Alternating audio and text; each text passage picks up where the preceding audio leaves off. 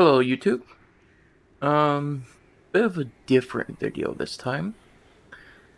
Um, this time instead of showing, gameplay of Darkest Dungeon itself, I kind of want to just go over my personal mod list and a couple tips for modding in general, some advice, some tips, general practices, and things I tend to do. And this is sort of a prelude leading up to a collection I'm going to make, and I'm just going to throw it into the description of each Darkest Dungeon video I do in the future. But honestly, I'm just going to slowly go through some of my mod lists and just kind of talk without a script and just, you know, some advice, why I use certain things, why my load order is the way it is, this and that. And this might lead into other videos showing how to, say, copy your mod load from one save to a new save. Uh, General things such as the 4 gigabit RAM extension, the LAA large address awareness, where you can make your Darkest Dungeon use 4 gigabit of RAM. Talk about things such as save death, this and that. I know people like modded classes and all that, but I think it's also important to share with more people of the limitations of Darkest Dungeon modding and what you can do to have your saves last longer. Like, one good example is if you're playing a heavily modded file and you're like 112 weeks in for God knows what a reason, and you're the type of person to build districts, any districts that add buffs to any hero will contribute to a thing we call save bloat. And save bloat is what it does is when your save reaches to about roughly 15 megabytes, the save is dead. It's just it'll CTT, crash the desktop whenever you try to load it, this and that, stuff like that. But that's a topic for another day. Uh, this little scene here is just art of a character I've had made in the Darkest Dungeon style. Some inspiration taken from the Crimson Court color scheme. It was done by a friend of mine named Tor, a fantastic artist. And he will be the face of a modded class I'm personally going to be making sometime down the line, called the Invoker. Bit of a self-show there, sorry. But don't expect it anytime soon. I'm still learning the coding, I'm still getting the assets, the sound, the skill set, all of it, but that's coming in the future. Anyways, to what I was going to talk about. I'm just going to go through my mod list, give some general thoughts that's in my head, and maybe some advice along the way. And if anyone is ever interested, I'll cover whatever you see in this list. In the comments, I'll explain what this is, what quote-unquote mod is, or what is this. And in the future, I'll make some videos. I'll ask around in the Darkest Dungeon Discord, the modding section. It's like, hey, what are some general practices? And I'll push that out as a video for other people to just watch and understand. I'll go step by step, cover such things, so people don't kill their saves, right? Anyways, as you can see, I have a Stygian Blood Moon save here. This is my main save. And I got two other saves here that have copied the same exact mod list from here to here. Come on. You can do it. See? Stuff like that. Now, I'm going to cover my main save for right now. Um, First off, you're probably going to notice that my mod menu already looks different from what you probably use. You're probably using a smaller script. Your mod menu probably looks a lot smaller. It's like just a little square in the center. And one thing I want to mention right now, you probably had the pain of having to drag your mods all the way through the menu. I have a small little tip for that. If you have a mouse with an unlocked scroll bar,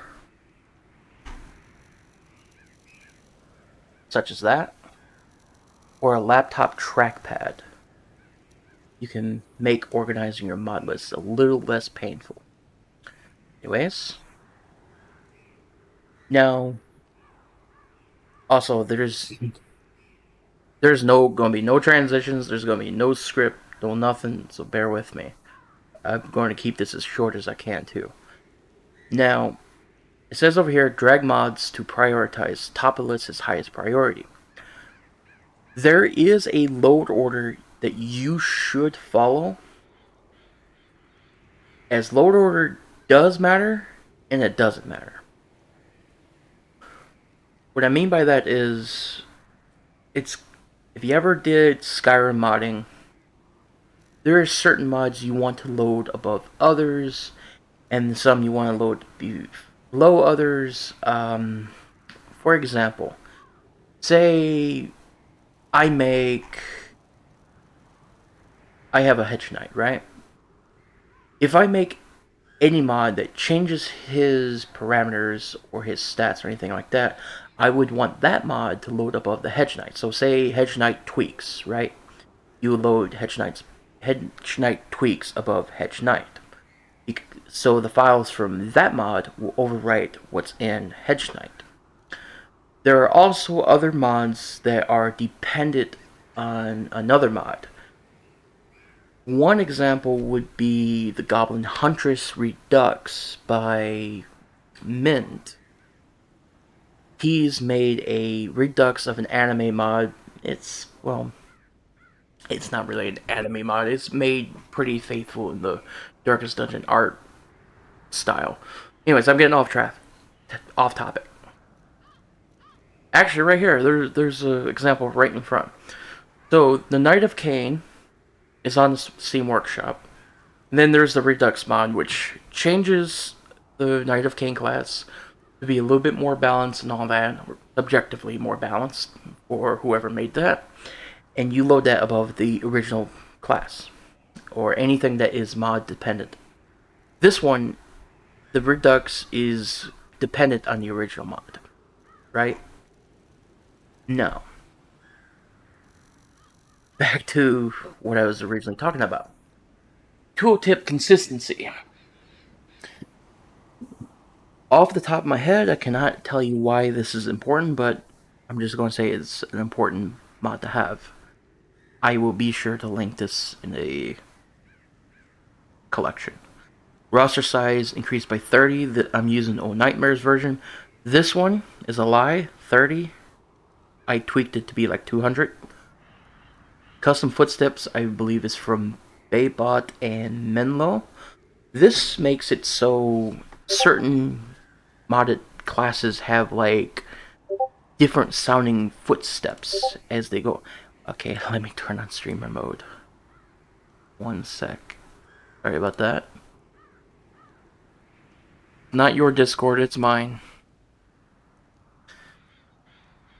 Let's see. Okay, back to what I was talking about. Custom footsteps. Basically, it's horribly outdated right now, but that might change in the future. Hoping. TLDR gives heroes heavy sounds, light sounds, normal sounds. It's a great little immersion thing. Unified trinket pool. This causes a lot of Butcher Circus mods to kind of pull from one general pool is still being split amongst themselves and stuff like that. Highly recommend it if you run any Butcher Circus stuff. Now, Trinkets Plus. I want to show this one for a minute. Trinkets Plus takes all the base vanilla trinkets in the game and completely reworks them to be quite unique and actually beneficial rather than just being straight statistics. I've noticed that accuracy increases are a lot more rare in the Trinkets Plus, but it also limits these trinkets to one each. 101 new trinkets. This one is just a personal run I do. I went into the files myself and limited them all to one. Single player Butcher Circus. If you ever wanted to play Butcher Circus single player, this is the way to do it. This takes an older mod called Fallen Heroes, throws them into 4-man comps.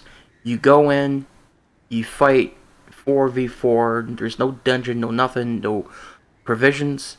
You just 4 of your heroes against 4 really stacked vanilla heroes. They can kick your ass if you're not careful. It's really fun. Any heroes that die, they come back the next week. You will lose any trinkets they were kitted out with, but this is pretty fun. Bits and pieces. This was actually featured in one of the mod showcases when XD was showcasing different community mods for a while. This is a really fun bit. It gives trinkets drops from monsters, right? Such as Bone Courtier or... Well, Bone Courtier already has a drop, but Bone Captain, the Pelagic Fishman, they all have like certain little drops, or the Shaman Headdress. And they're not too overtuned because they have a very significant downside a lot of the time, but they have a really good buff as well. These are pretty good. Collector heads just adds more collector heads based off of the vanilla heroes. Cursed trophies. To be honest, I forgot what this one does. Longer hero names, exactly what it sounds like. Lets you fill out your names a lot longer. Then you have Vegetation Takeover, bring the normal torch back. This is tied to the Vermintide mod. Vermintide mod is a whole ass mod that just throws in the Skaven from Warhammer Vermintide in this game.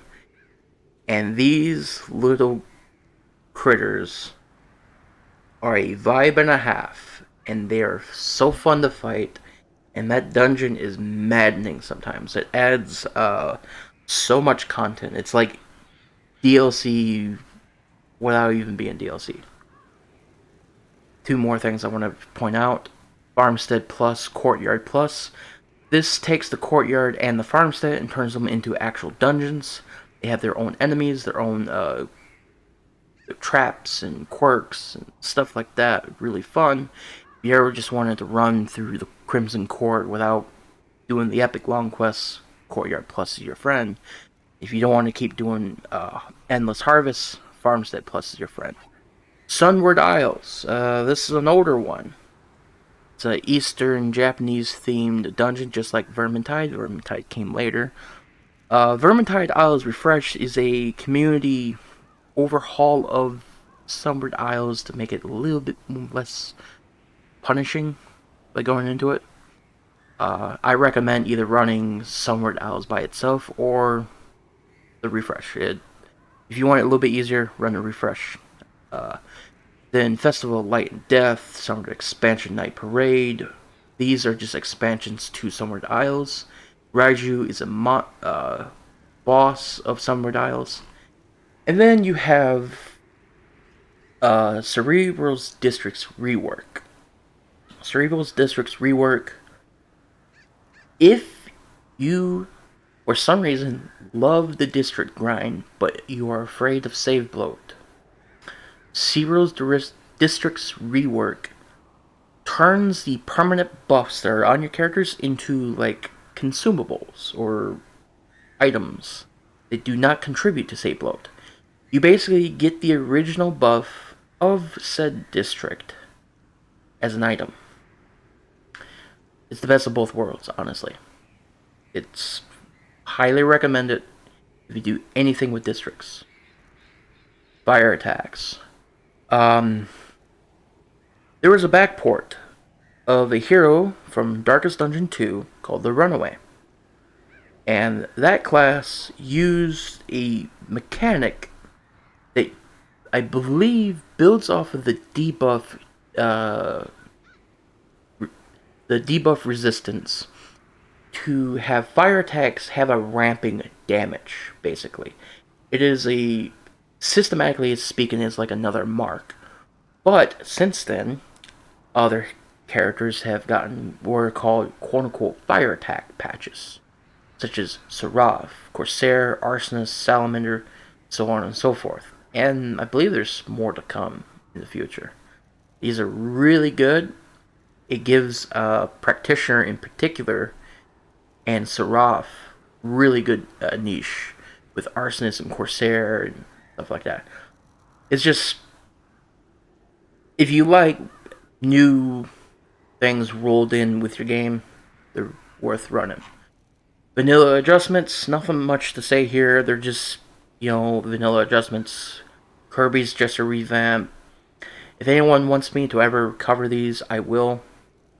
And then the famous character, the Musketeer. There is like dozens of reworks to make the Musketeer into her own class. She's basically an arbalist with a musket. My personal favorite is Oh Nightmares, with the buckshot that inflicts bleed. And here you got just a couple little quality life things. Forlorn, skin set, walk fix, Slayer, sound fix, Bowman, arrow indicator. Don't worry about that mod.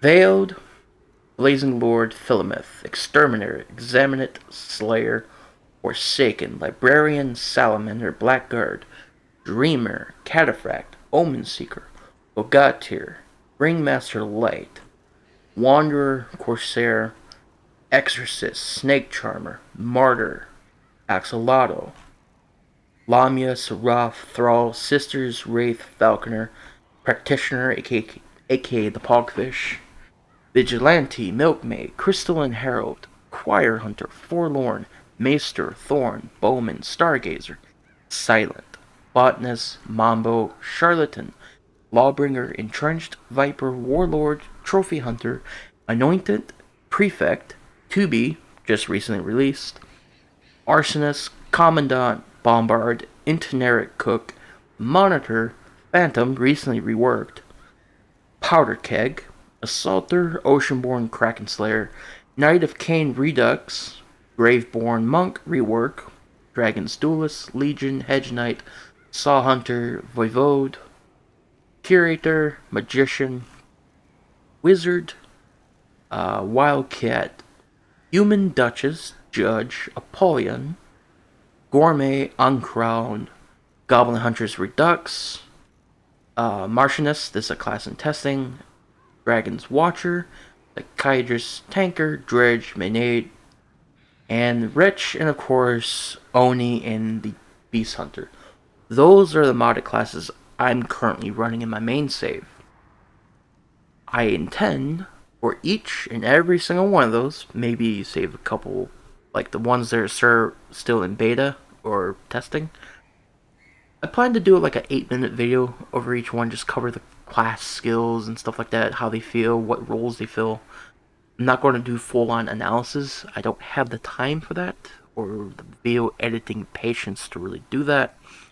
I've had a couple of people actually privately message me about like, hey, I think you could like do this and stuff like that. Your impression stuff was interesting.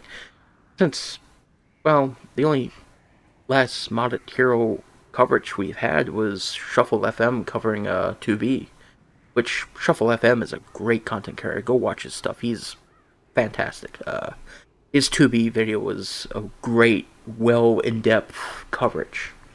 Me, I tend to just cover things just how I see them. I put a lot of my personal thoughts into things. When it comes to statistics and game design, I go all unga mugga, press button, see things bleed and burn and blow up. That's what I do.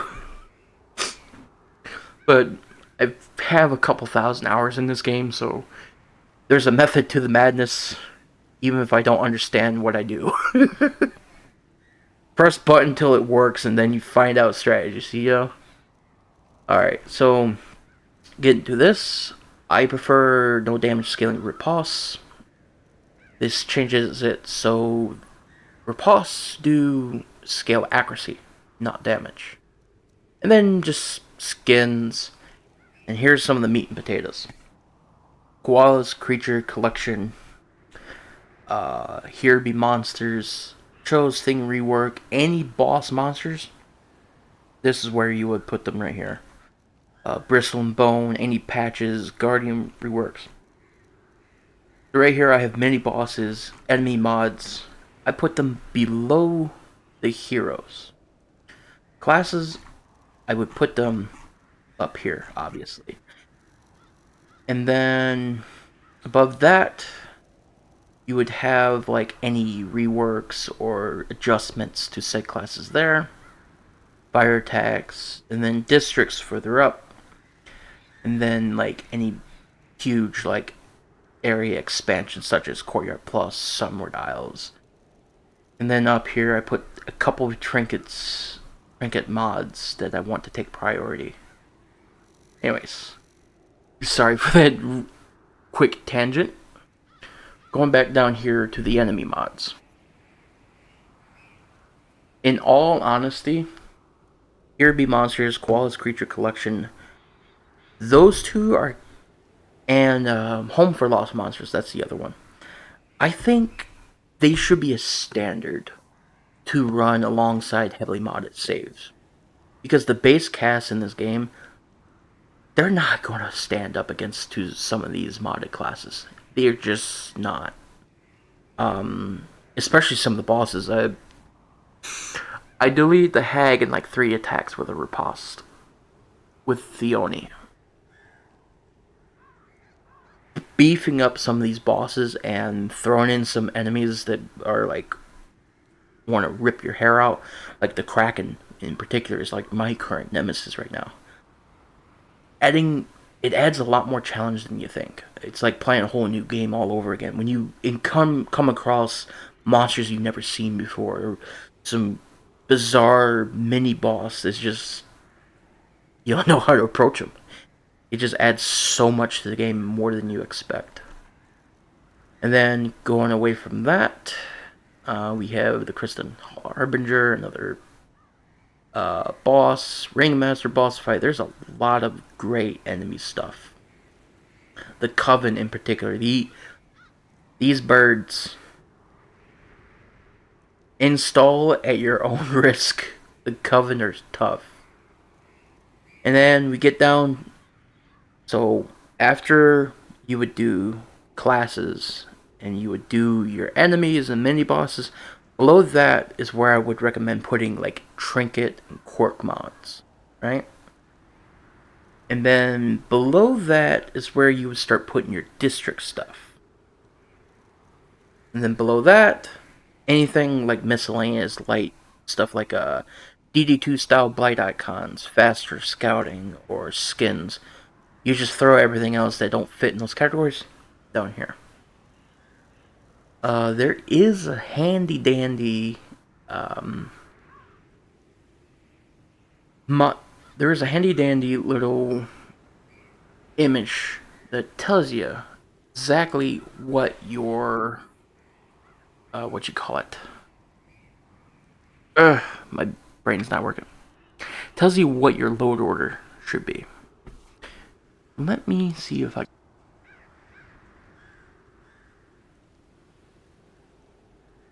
If anything, I'll just edit this stuff out with the YouTube editor.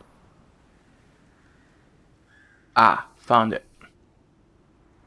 Yeah, here it is.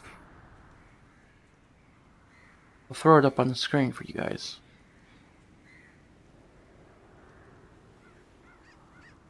Alright.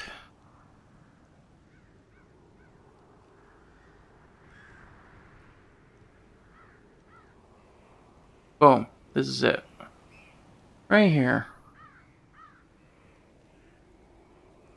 Load order priorities. Patches. Mods that patch other mods. Large overhaul or additions. Mods that add new dungeons. Change large parts of the game systems. Small tweaks. Tweak game systems but on a smaller scale. Rebalances. New content. Stuff that, like new classes, monsters, trinkets, and quirks. And then skins, palettes, yada yada yada. Pretty much what you want to go with.